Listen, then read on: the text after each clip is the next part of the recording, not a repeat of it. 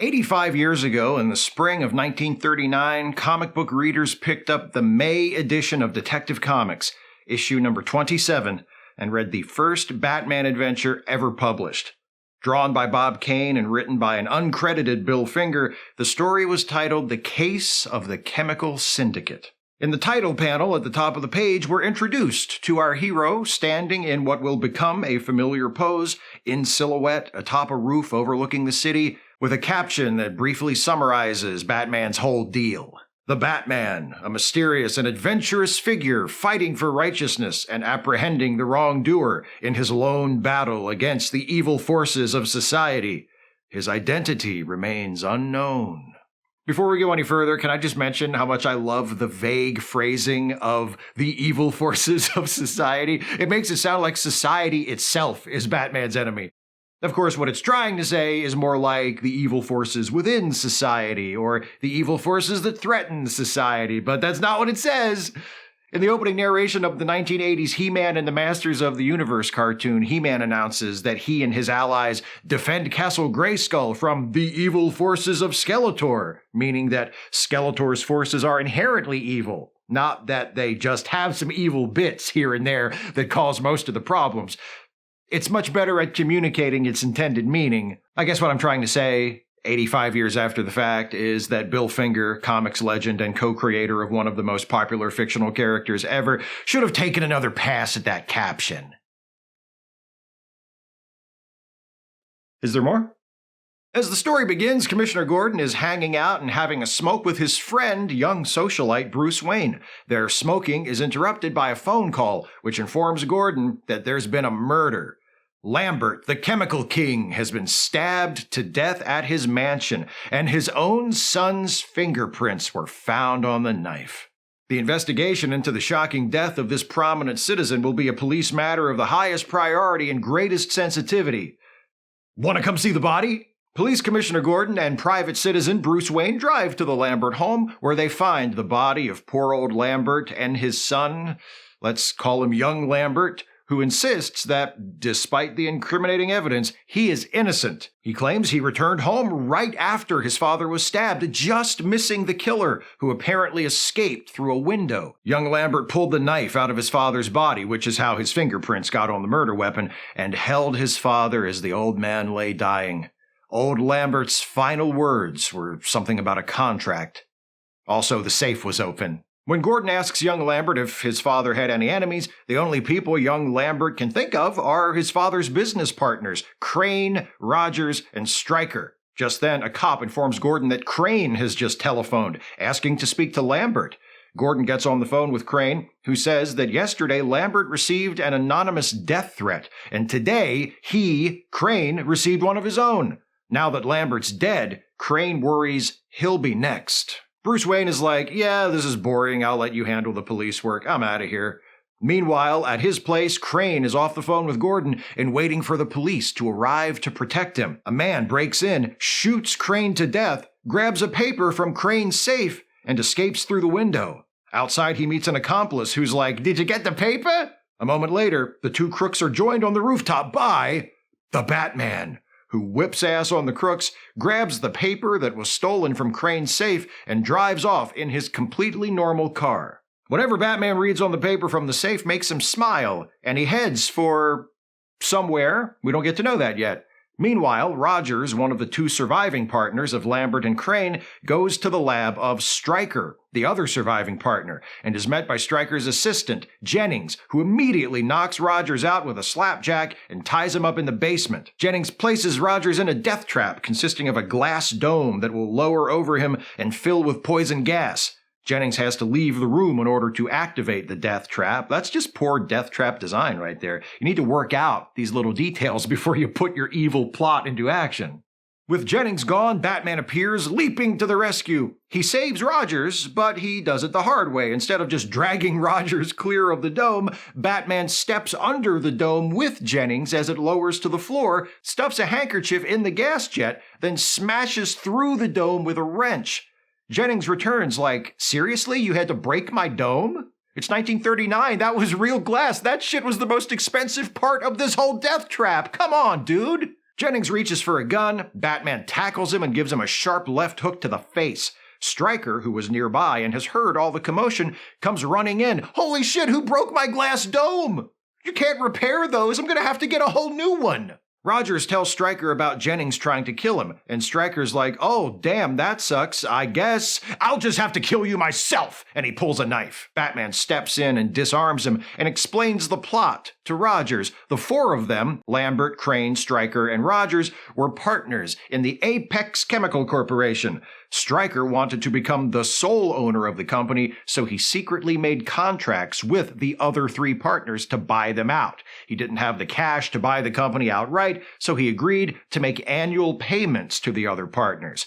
But then he decided that instead of paying the other partners, he'd just have them killed and steal the contracts. Batman figured all this out when he saw the paper that the killers of Crane had taken from his safe. Crane's contract to sell Stryker his share of the company.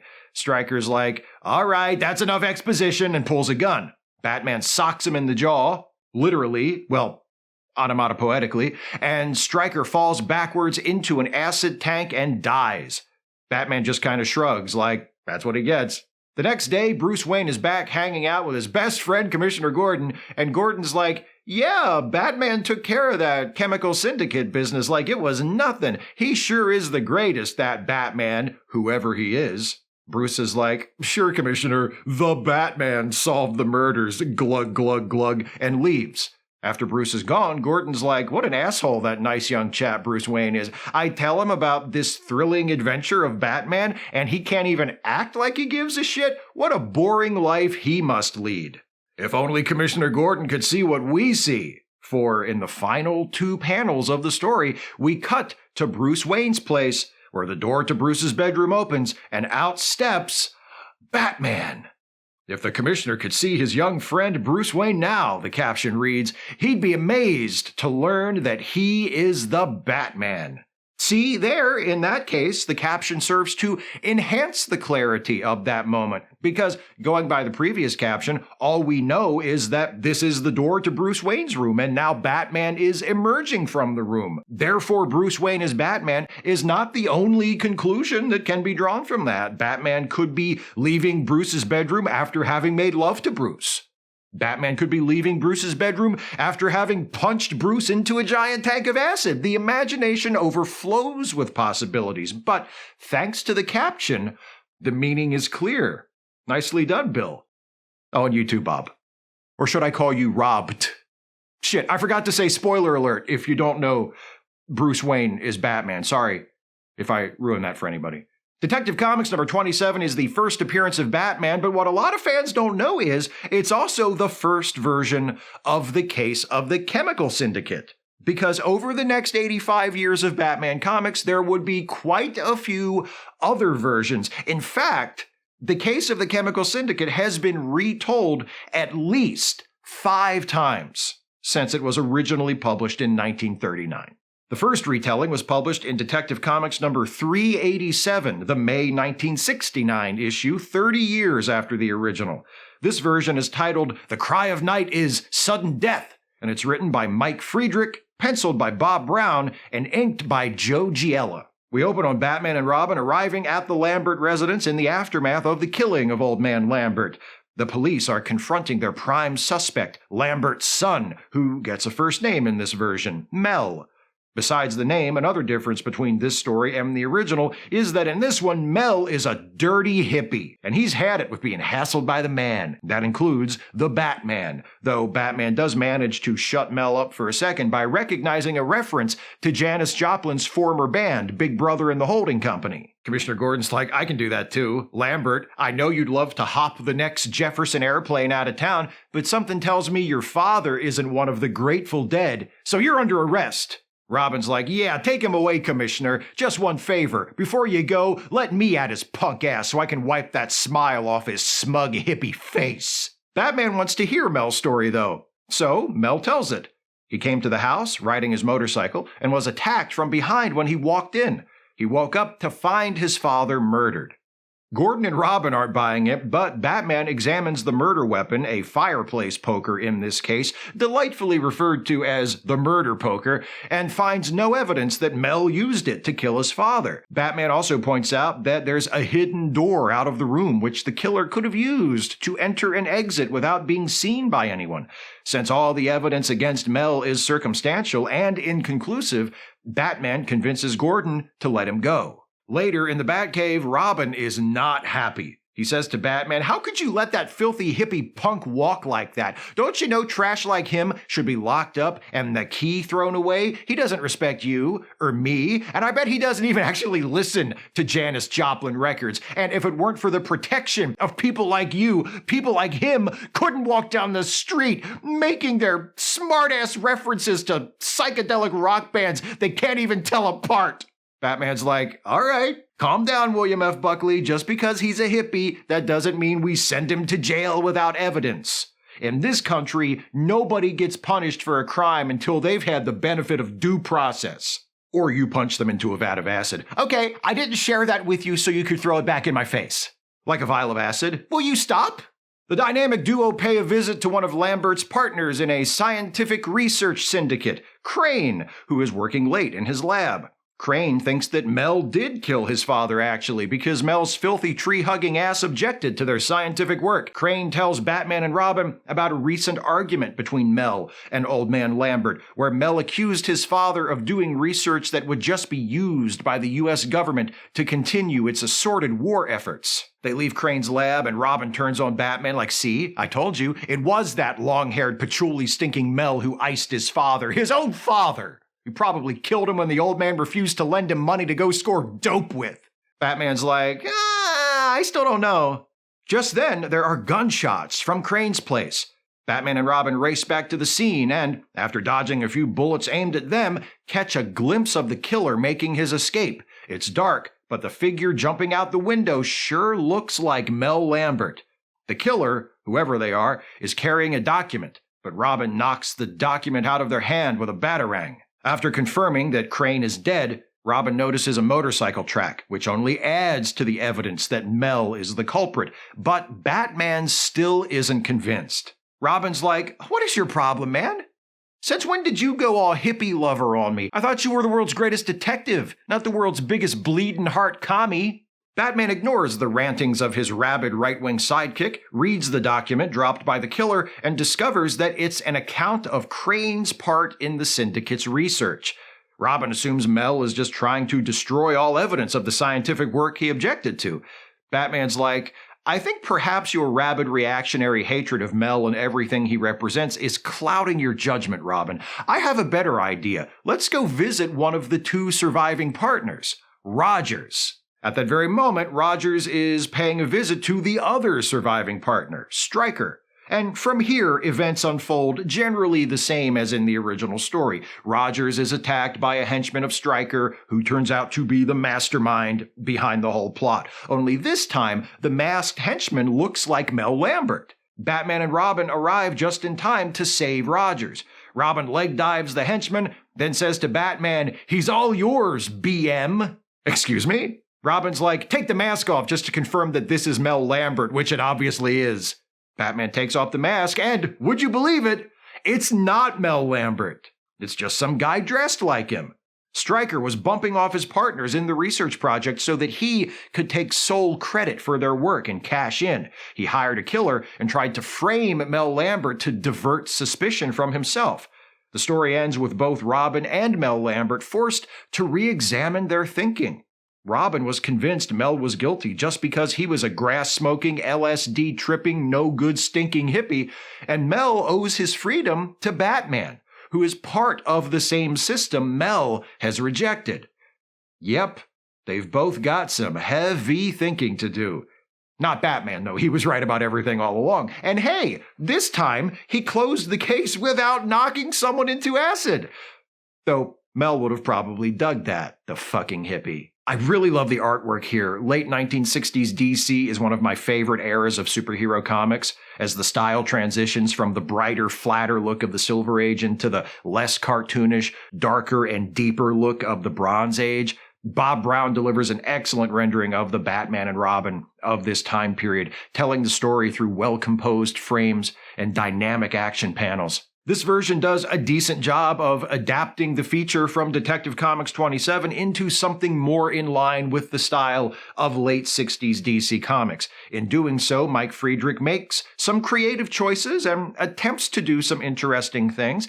Expanding on the character of the wrongfully accused son of Lambert is an obvious but smart method for building out the story from its 6-page original form. Making Mel a stereotypical hippie probably played as a ham-fisted attempt at being socially relevant at the time, but nowadays it's mostly good for a laugh, as is Robin's sudden transformation into judgmental grandpa itching to smack some respect into that young punk. Making Robin the avowed anti-hippie character is at least an unexpected way to go. Plus, it gives Friedrich the opportunity to remind us that even in his Silver Age incarnation, when he is a devoted member and defender of the establishment, Batman is a pretty open-minded and tolerant guy. Robin's frothing hatred of Mel sets him up to learn his lesson at the end, which is a nice way to give Robin an arc in the story, but it's difficult to reconcile with the rest of his character. It's suggested that Batman is able to pick up on Mel's Big Brother and the Holding Company reference because he's overheard Robin playing their records so much. How is Robin a Janis Joplin fan, yet still such a square? Some mysteries even the world's greatest detective can't solve, I guess. Speaking of mysteries, the framing of Mel Lambert to make him look like the killer is an inventive way to close the story with a reveal in a nod to how the original ended. We all know that Bruce Wayne is Batman, so that reveal wouldn't work here. Instead, Friedrich constructs a mystery, minor though it is, around the identity of the killer and the innocence or guilt of Mel, so that can be the climactic reveal.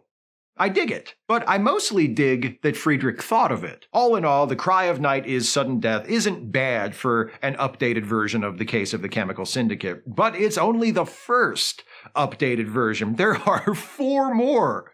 4! The next retelling of the Case of the Chemical Syndicate was published in Secret Origins number 6, the September 1986 issue. It's written by Roy Thomas, penciled by Marshall Rogers, one of my favorite comics artists ever, with inks by Terry Austin. This version, which is presented as a tale of the Golden Age Batman, combines the case of the Lambert and Crane murders with Batman's origin story and the beginning of his romance with Julie Madison, his original love interest. The origin is perhaps the only Batman story to have been retold more often than the Case of the Chemical Syndicate, but this telling does include scenes of Bruce Wayne's college life and his early aspirations to become a policeman before deciding to become a vigilante who dresses up like a bat instead. There's also this scene depicting Bruce Wayne, disguised as an old man, anonymously hiring a pair of professional costume makers to create his Batman outfit, included for the benefit of readers neurotically obsessed with where Bruce Wayne got his Batsuit, presumably. Now you know, you weird nerds. He dressed up like an elderly eccentric and paid some guys a lot of money to make it for him. There. Happy now? Do we need a scene of him paying a retired weapons designer under the table to make his batarangs too, or are we good? Anyway, after a slightly bumpy but ultimately victorious first night out, during which he uses his burgeoning detective skills to track and eventually capture a burglar, Bruce decides to drop in on Commissioner Gordon for a chat, and that's where this retelling of Chemical Syndicate begins. This time, retelling is the operative word. Whereas The Cry of Night is Sudden Death tries to put a new spin on the story, this time around we get a beat-for-beat remake. The artwork is levels above, obviously, that's my man Marshall, but the script sticks very closely to the original. The few changes Roy Thomas makes are mostly minor ones, giving the deceased old man Lambert a first name, David, giving his son a first name, John this time instead of Mel, that sort of thing. The staging of the rescue of Rogers from the glass dome of death is simplified. Instead of arriving in time to pull Rogers away but allowing the dome to lower over both of them for some reason, Batman doesn't show up until after the dome is fully lowered and smashes it with a wrench from the outside. Also, Jennings, Stryker's assistant, remains in the room the entire time instead of leaving and then having to come back so Batman can punch him out.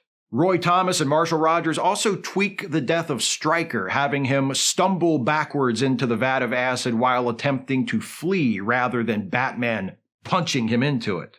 Seeing Rogers' interpretation of the Golden Age Batman is cool, and it's a great example of how two artists, Bob Kane and Marshall Rogers in this case, can tell the same story beat for beat and produce two works with their own unique style and feel. And plus, lore heads might appreciate the way this version explicitly establishes the case of the Chemical Syndicate as the Golden Age Batman's first big case. It's not just year one. It's day two. But aside from those points of interest, this one, while certainly not bad, is nothing special.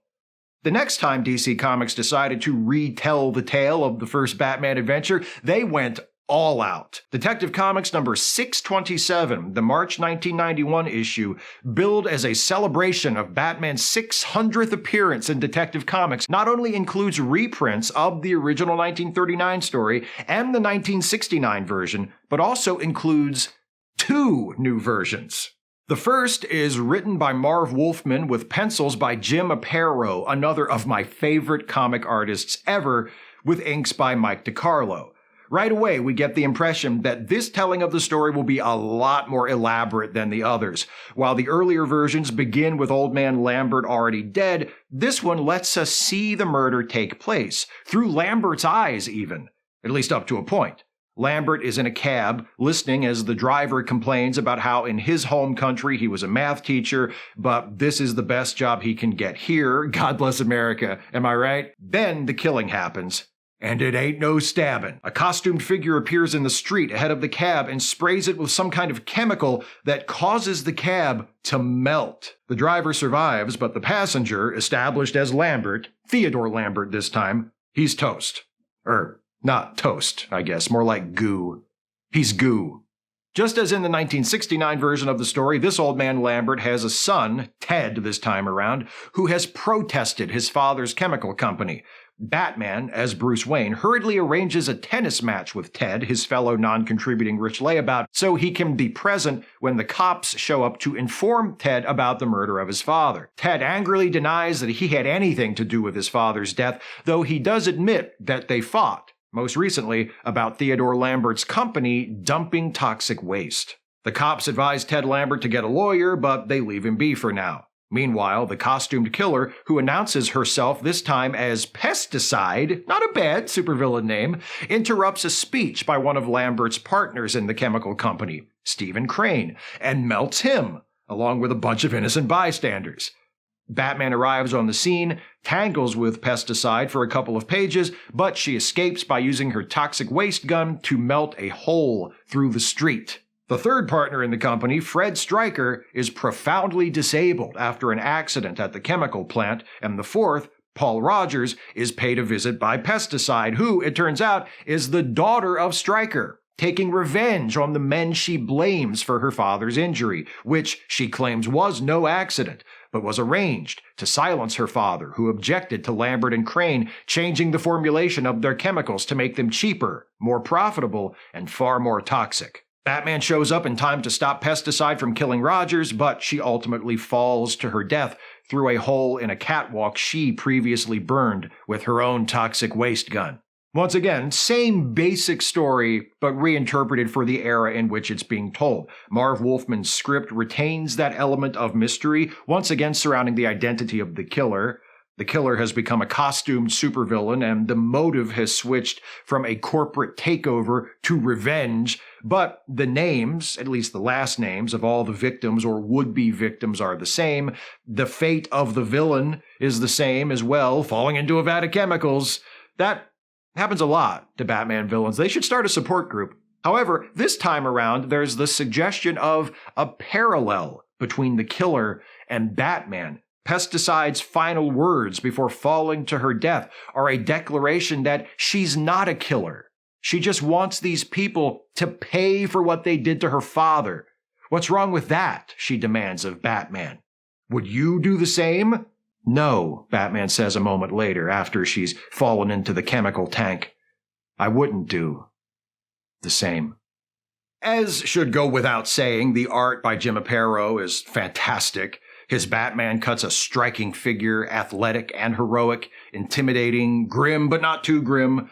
This version of the story has a lot more action than previous tellings, and Aparo handles that extremely well. His panels are filled with energy and movement. I particularly like this sequence leading up to the death of the villain, as Batman repeatedly leaps and dives and dodges to avoid the lethal spray from Pesticide's toxic waste gun.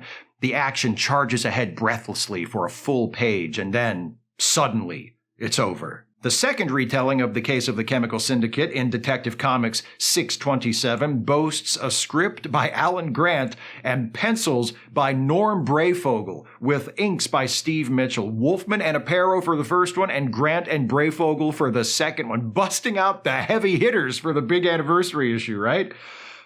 I mean, yes, but Wolfman, Aparo, Grant, and Breyfogle were DC Comics mainstays and had all been working on Batman around that time, so we think of them as legends, but in the late 80s and early 90s, writing and drawing Batman was just kind of their job.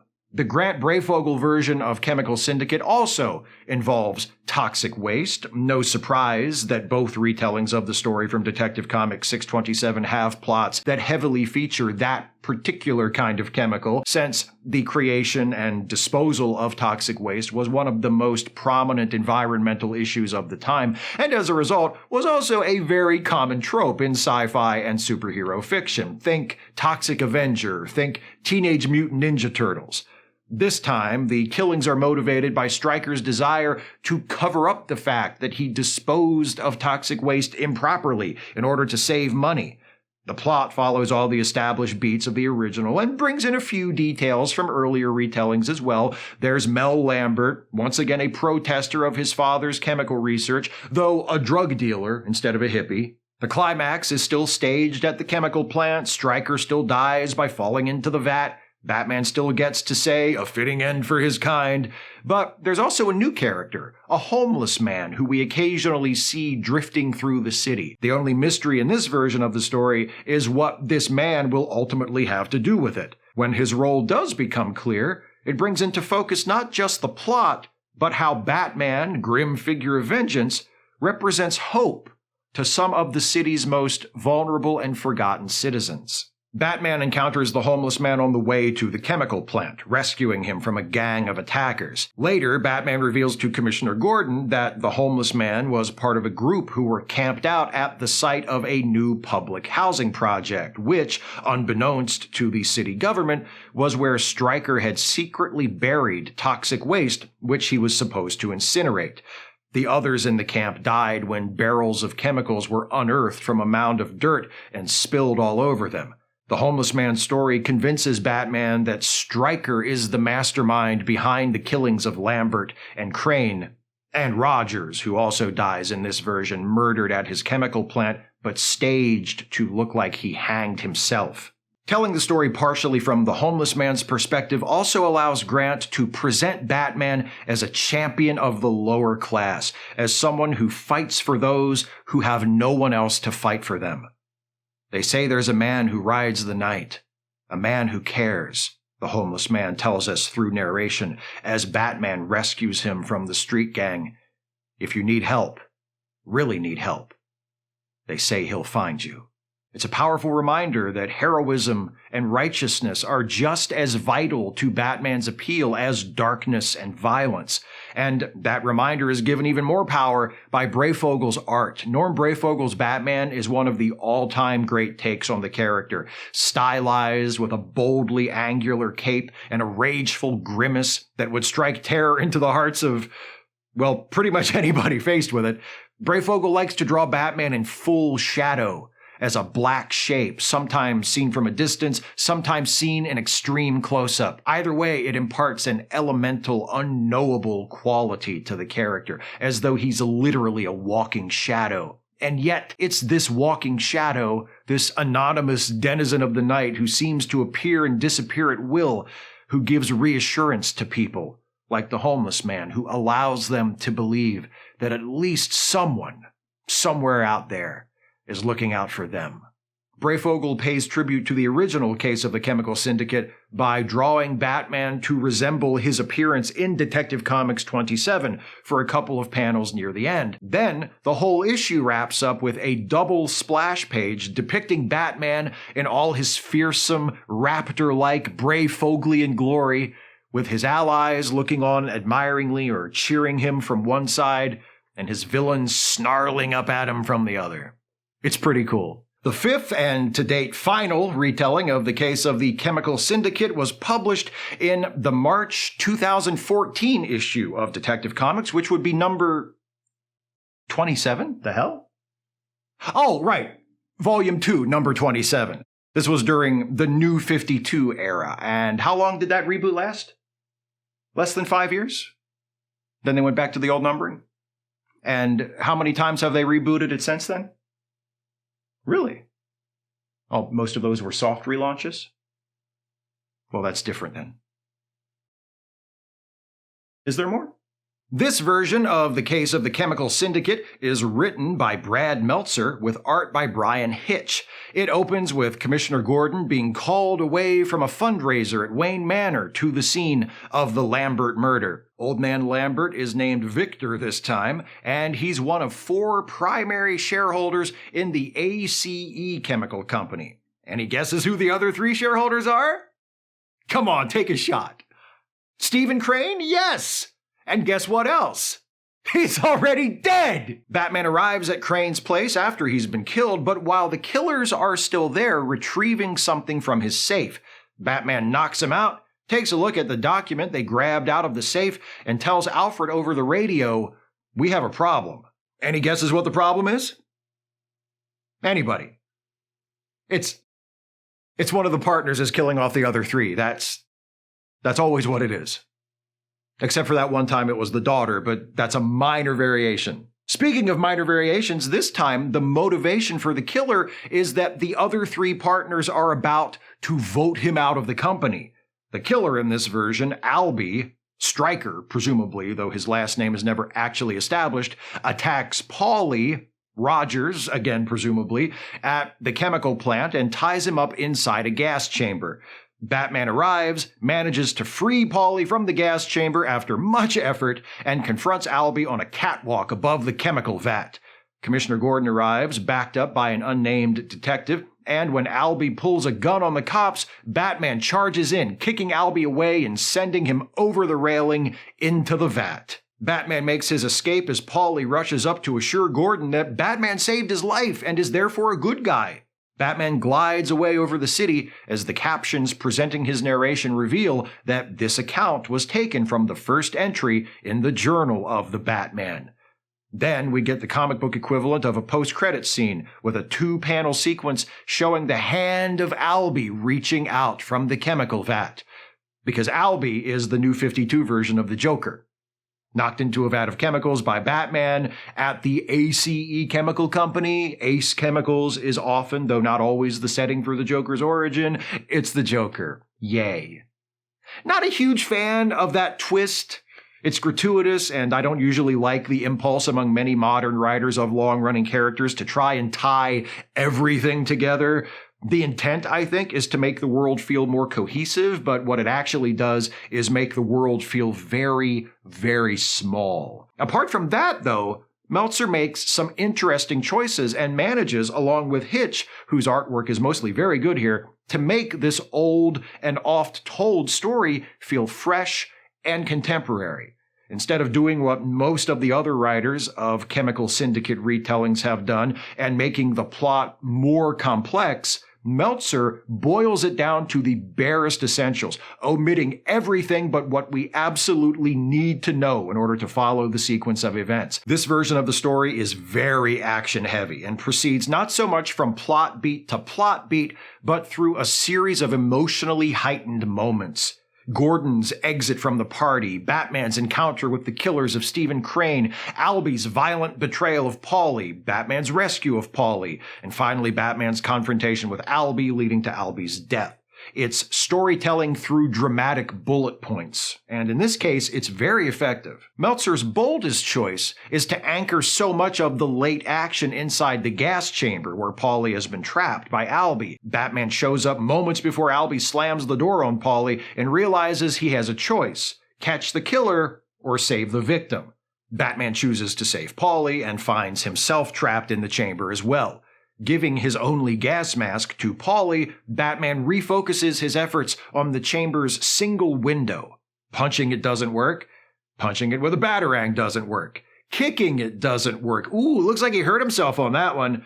But kicking it really, really hard with both feet does work. It's a superbly rendered sequence, putting a shine on both Meltzer's writing and Hitch's visual storytelling. It reaches back to the most baffling moment of the original story in the first Detective Comics number 27, when Batman chooses to step underneath the glass dome with Rogers instead of just pulling him out to safety, finds a better way to justify Batman trapping himself in the gas chamber, and expands a sequence that takes up just 3 panels in the original into a miniature story in its own right. The centerpiece of this version, a struggle between Batman and this window, Batman and his own inexperience, Batman and the weight of the responsibility he has taken upon himself. It's a textbook example of how to zero in on the details, make everything mean something, and tie it all back to character. What Meltzer and Hitch do with their gas chamber escape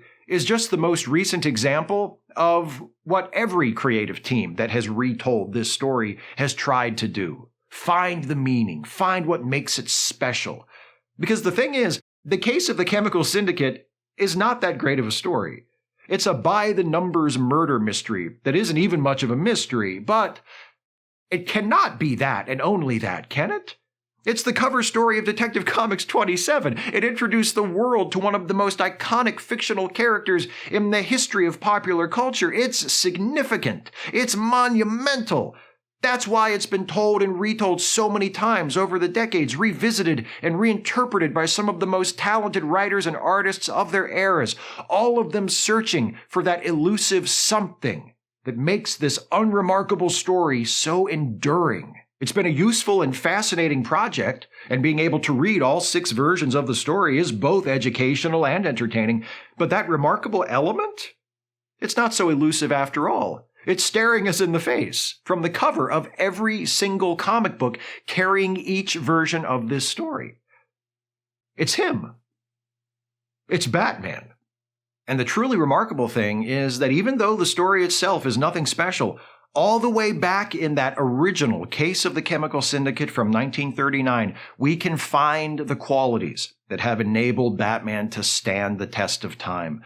Qualities that countless other writers and artists, including all of those who created the 5 retellings of the story, have explored in countless creative ways since. You read that original story, that first Batman story, and you find mystery and detective work, action and adventure, a diabolical death trap and a thrilling escape, an outlaw fighting crime in a weird costume, a hero saving a life and righting a wrong. That's the first Batman, the Silver Age Batman, the Batman of the 80s and the 90s, and today.